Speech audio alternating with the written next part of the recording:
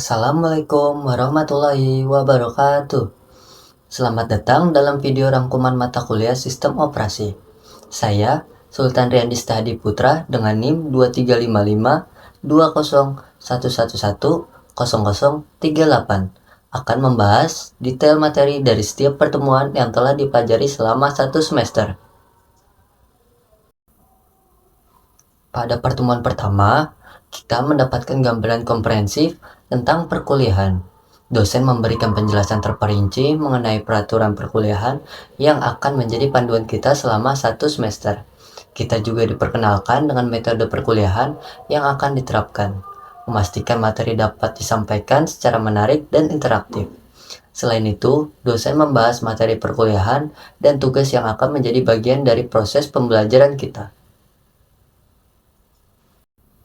Dalam pertemuan kedua, kita mempelajari komponen sistem komputer yang terdiri dari 3 elemen dasar. Yang pertama yaitu ada input, kedua proses, dan output. Sistem komputer memiliki 5 bagian utama yang saling terintegrasi. Perangkat input bertugas menerima data dari pengguna, perangkat output menampilkan hasil pemrosesan, CPU berfungsi sebagai pusat pemrosesan data, memori penyimpanan data yang diperlukan, dan I/O ports menangani konektivitas dengan perangkat eksternal. Sistem proteksi juga dibahas sebagai komponen penting untuk menjaga keamanan sistem secara keseluruhan.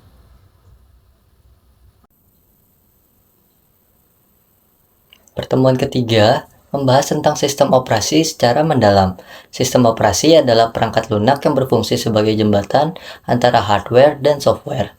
Sejarah perkembangannya sangat menarik, dimulai dari era 1940 sampai 1950-an, di mana komputer belum memiliki sistem operasi modern. Di akhir 1950-an, muncul sistem batch yang meningkatkan efisiensi. Tahun 1060-an menandai lahirnya era multiprogramming dengan hadirnya OS 360 dan CTSS. Unix lahir di tahun 1970-an membawa revolusi dengan portabilitas dan fleksibilitasnya. Era 1980-an didominasi MS-DOS dan GUI Macintosh, dilanjutkan dengan popularitas Windows 95 dan Linux di 1990-an. Memasuki tahun 2000-an, perkembangan teknologi membawa kita ke era smartphone dan cloud computing. Pada pertemuan keempat, kita membahas konsep proses dalam sistem operasi. Proses adalah program yang sedang dieksekusi dalam memori komputer. Setiap proses terdiri dari 4 bagian utama, yaitu tumpukan untuk menyimpan data sementara, heap untuk alokasi memori dinamis, teks yang berisi kode program, dan data untuk variabel. Block Control Process atau PCB memegang peranan penting dalam manajemen proses. PCB menyimpan berbagai informasi krusial seperti ID proses, status proses, dan hak akses informasi penjadwalan CPU, dan informasi memori yang digunakan oleh proses tersebut. Pertemuan kelima membahas sinkronisasi proses. Ini adalah mekanisme penting untuk mengatur proses yang berjalan secara bersamaan sambil menjaga konsistensi data dan menghindari race condition. Dalam pembahasan ini, kita mempelajari konsep critical section, yaitu bagian kode di mana sumber daya bersama diakses.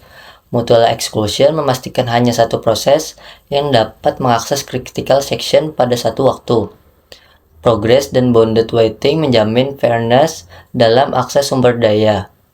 Semafor digunakan sebagai metode koordinasi antar proses, sementara monitor membatasi akses ke variabel untuk menjaga integritas data. Di pertemuan ke-6, kita mempelajari thread, yang merupakan jalur eksekusi terpisah dalam satu aplikasi. Thread memungkinkan eksekusi paralel yang menghasilkan berbagai keuntungan seperti peningkatan kinerja aplikasi, responsivitas yang lebih baik, efisiensi pada sistem multiprosesor, dan pengurangan waktu respon.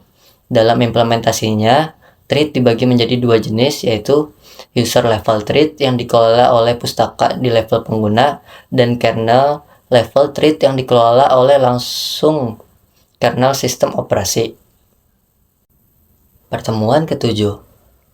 Pertemuan ke-7 merupakan sesi evaluasi pertama melalui kuis. Kuis ini dirancang khusus untuk mengukur pemahaman kita terhadap materi-materi yang telah dipelajari pada paruh awal semester, membantu kita mengidentifikasi area-area yang perlu ditingkatkan. Pertemuan ke-8. Pada pertemuan ke-8, kita melaksanakan ujian tengah semester. Format UTS berupa pembuatan video review materi, di mana saya mendapat tanggung jawab untuk membahas materi pertemuan 4. Selain pembuatan video, kami juga melakukan proses administrasi berupa penandatanganan kehadiran di kampus. Pertemuan 9. Di pertemuan ke-9, kita membahas konsep file dan operasinya dalam sistem komputer. File merupakan unit penyimpanan data yang terbagi menjadi file teks untuk data yang dapat dibaca manusia dan file binary untuk penyimpanan data kompleks. Kita mempelajari berbagai operasi file seperti membuka dan menutup file, membaca dan menulis data, serta membuat dan menghapus file. Penanganan error juga dibahas sebagai aspek penting dalam manajemen file untuk menjaga keamanan dan integritas data. Pertemuan 10. Pertemuan ke-10 membahas fenomena deadlock dalam sistem operasi. Deadlock adalah situasi di mana dua atau lebih proses saling menunggu sumber daya yang dipegang oleh proses lain. Kondisi ini disebabkan oleh 4 faktor. Yang pertama yaitu ada mutual exclusion yang membatasi akses sumber daya. Yang kedua ada hold and wait, di mana proses menahan sumber daya sambil menunggu yang lain. Yang ketiga ada no preemption yang mencegah pengambil alihan sumber daya. Dan yang terakhir atau yang keempat adalah circular wait yang menciptakan lingkaran tunggu antar proses.